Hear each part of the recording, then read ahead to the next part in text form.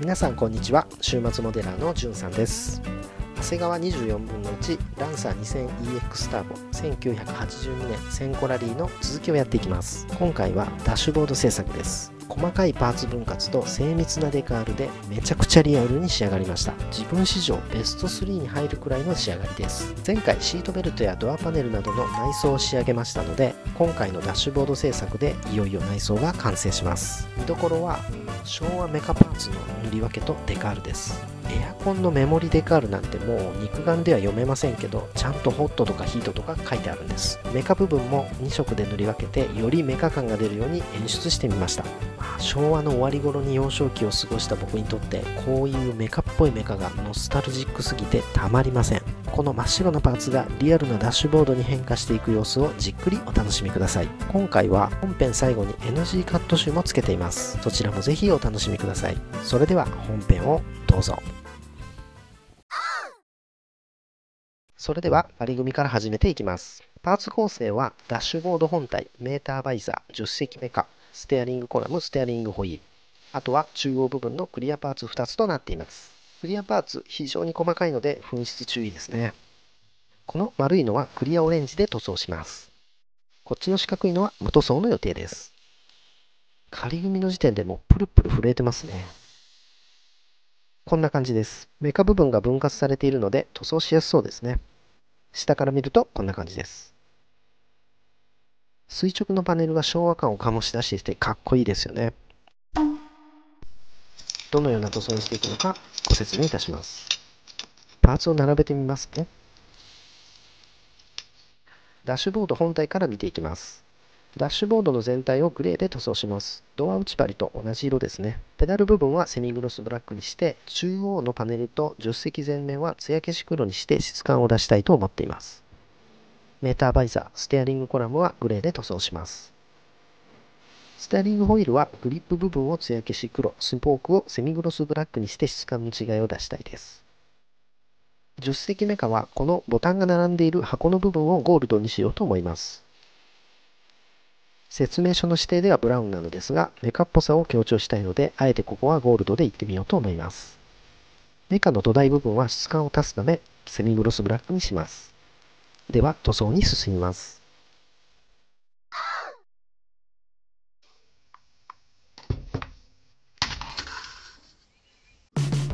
それではまず全体に黒サフを吹いていきます。ガイアノーツのサーフェイサーエボを使っています。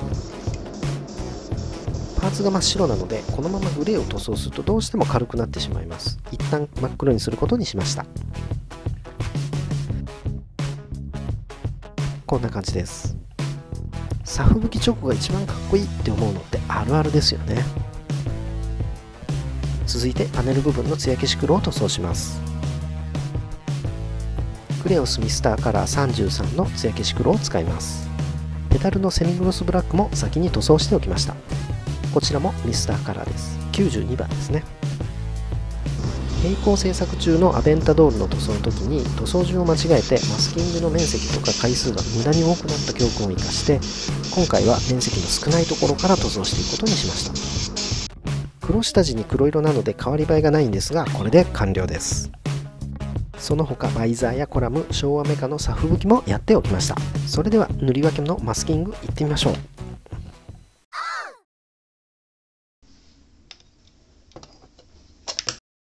パネル部分をマスキングしてダッシュボードのグレー塗装という手順です。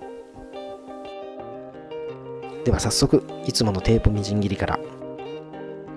マスキングで最も重要なのは塗装の境界線だと思います。なのでパネルの端の部分は細切りテープを入念に貼り込んでいきます。あとは真ん中の方に蓋をするように大きめのテープを貼っていきました。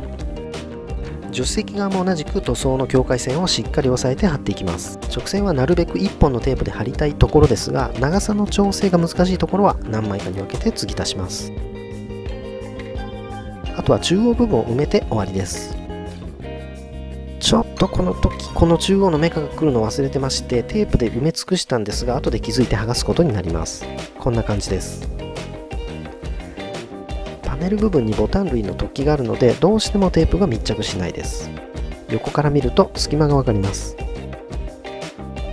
ということでマスキングゾールで補強することにしました。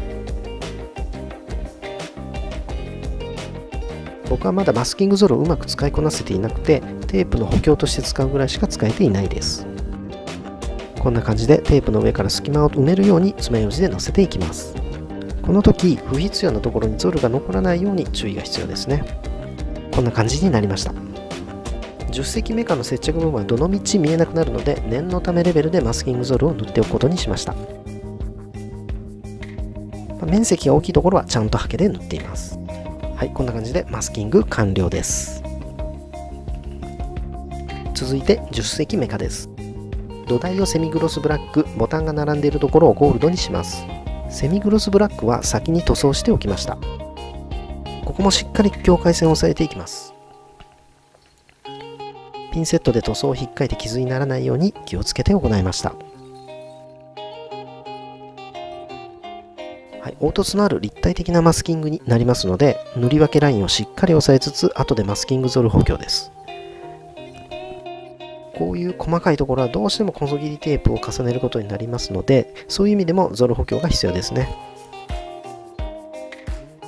ひとまずテープだけでこんな感じです。この辺に隙間が見えますね。マスキングゾルを塗って補強しておきます。乾燥させてこんな感じになりました。パネルの方もこんな感じで準備 OK です。それでは塗り分けの塗装に進みます。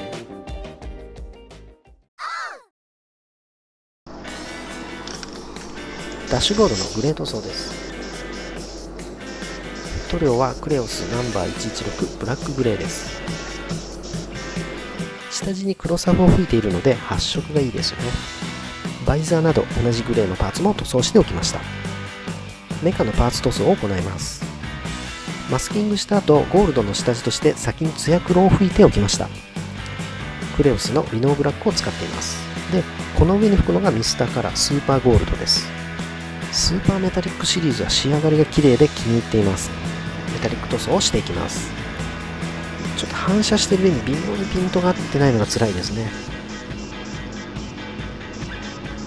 角度を変えて撮影してみましたが、あまり変わりませんでした。本当は黒からゴールドに徐々に変わる様子をお伝えしたかったんですが、こんな感じになりました。狙ったのは真鍮っぽい金属パーツ感なんですが、どうでしょうか。僕的には狙い通りといった感じですね。ということで、大まかな基本塗装が完了しました。ダッシュボードのグレーはこんな感じです。10席メカのゴールドはこんな感じ。パネル部分のマスキングから剥がしていきます。マスキングを剥がす時の快感って不思議ですよね。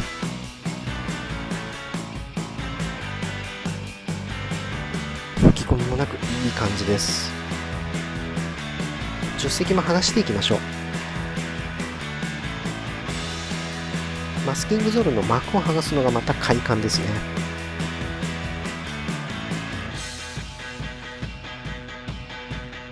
ペダルのところも剥がしておきます。こんな感じで狙い通りの塗り分けができました。いい感じですね。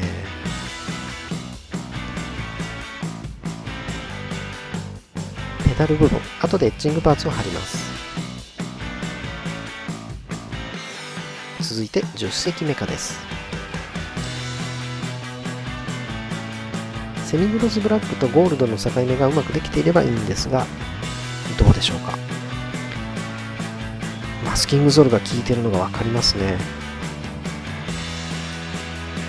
こんな感じです。ベースとメカがしっかり塗り分けできてますね。電子機器が詰まっているであろう箱の部分と固定している土台部分が別素材っぽく見えるのを狙っています。合格ですね。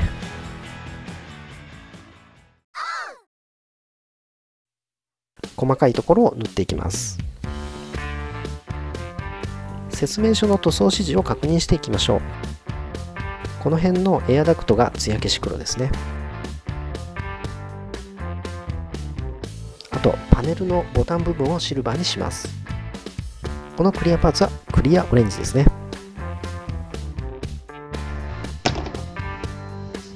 艶消し黒の下地にアクリジョンを入れておこうと思います。艶消し黒をそのまま塗ってもいいと思うんですが、念には念を入れるつもりで下塗りをしておくことにしました。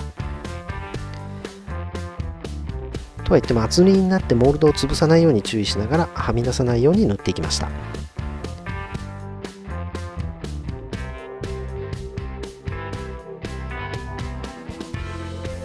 こんな感じで下塗り完了です。艶消し黒なのでこのままだとテカリがすごいですね。この上からフラットブラックを塗装していきます。タミヤエナメルを使用します。先ほどの下塗りと映像に変わり映えがなくて申し訳ないのですが、艶消し黒で塗装をしていってます。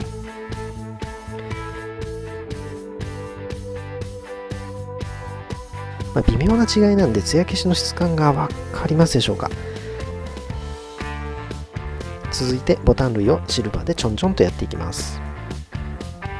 突起部分以外に塗料がつかないように注意します。ボタンの側面まで綺麗に塗れるのがベストなんですが、横を出しすぎてパネルの下の部分に塗料がついてしまうのだけは避けようと思います。何事もほどほどが肝心ですよね。エナメル塗料なので多少のはみ出しは拭き取れますが、それもなるべく避けたいという心理状況です。はい、こんな感じです。黒地シルバーのワンポイントがいいですね。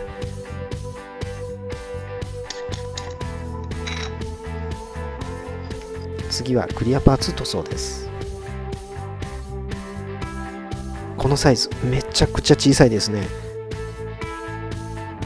さすがにパーツを直接手に持って塗装することはできないので、持ち手に貼り付けて塗装することにします。このサイズです。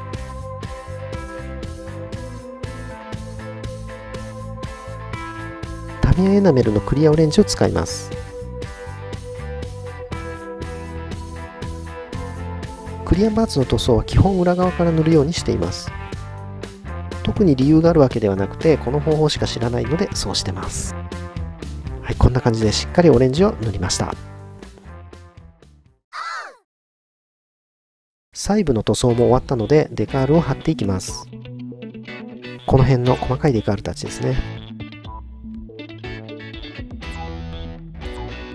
デカールを貼る前に助手席メカを接着しておくことにします。はい、これで準備 OK です。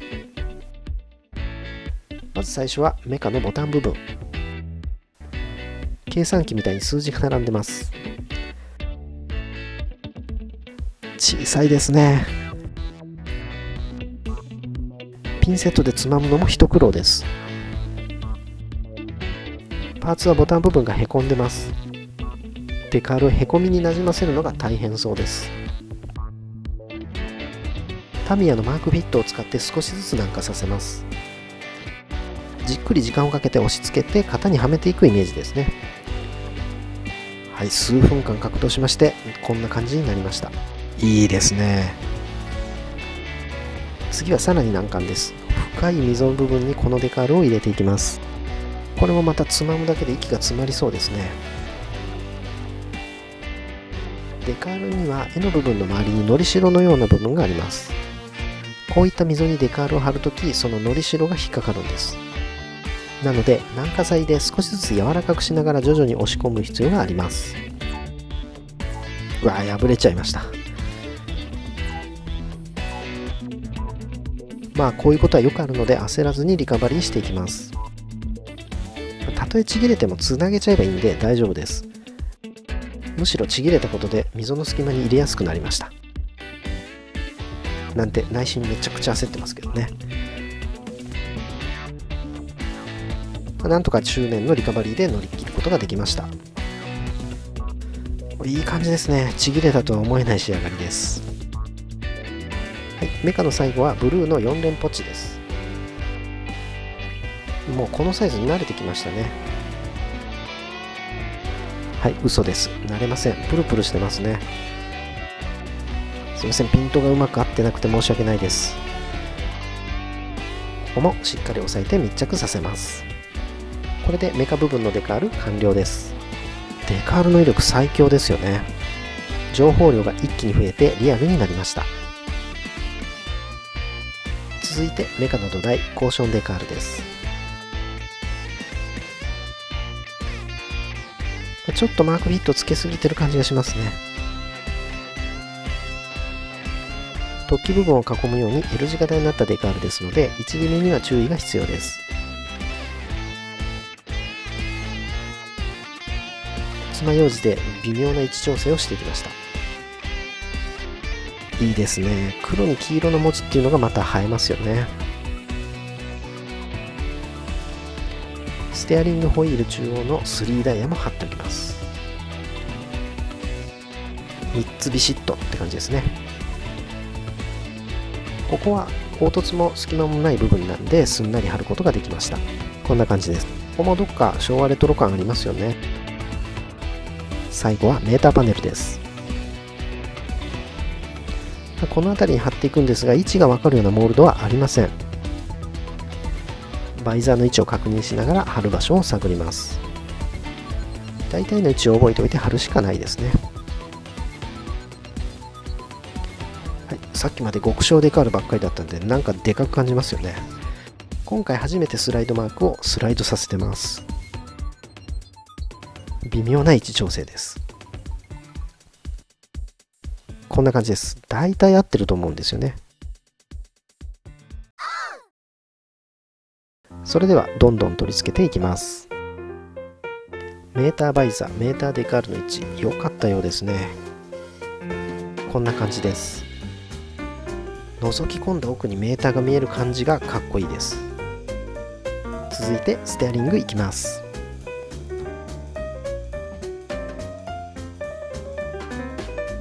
ここは取り立てて難しいところもなくてすんなりって感じですね。ハンドルがつくと一気に車らしい表情になりました。グリップとスポークの艶の違いがいい感じです。パネルのクリアパーツを取り付けます。プルプル再びですね。なんとかうまくつかめました。ところでこれ何ていう部品なんでしょうね。警告灯のようなランプなんですかね。お詳しい方いらっしゃいましたらコメント欄で教えていただけると幸いです。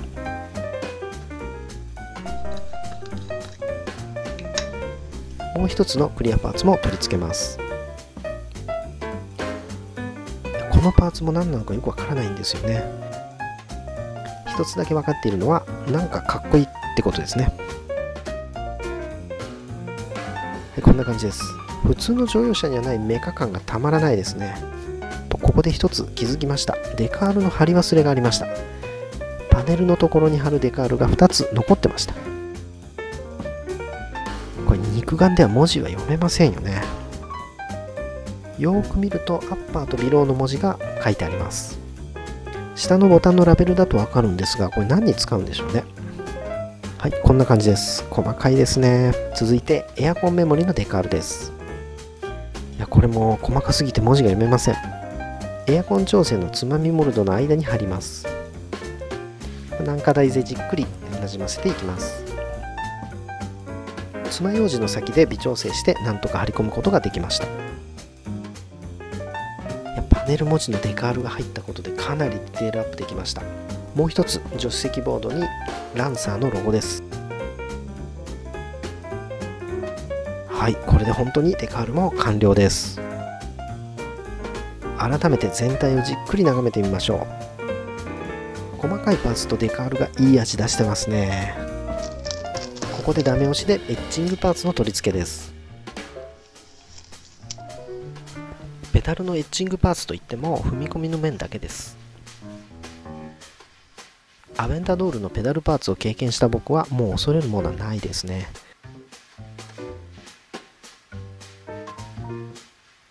ちょっとゲート跡が残りました。エッチングハサミを使ってきれいにしておきます。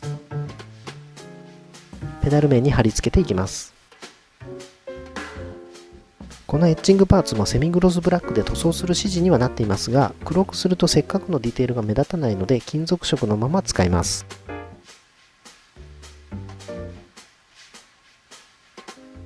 これでダッシュボードパーツすべて取り付け完了です。しっかりダッシュボードしてますよね。たまりませんね。最後は内装を組み込んで完了です。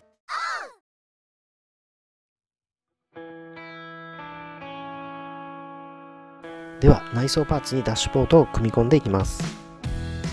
ここのドア内張りにある溝にダッシュボードの出っ張りを合わせる方式です。上から来てるロールバーをかわしながら溝にはめ込んでいきます。この辺が若干力技な感じがありますが、はめ込んでしまえばズレのないぴったりの設計です。これで内装完成です。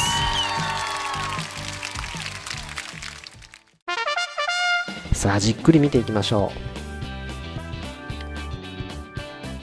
う。後ろから運転席を覗き込むアングルいいですね。メカとパネルのごちゃごちゃ感がたまりません。エッチングパーツのフットレストやペダルも絶妙ですね。シートベルト消火器がいい味出してます。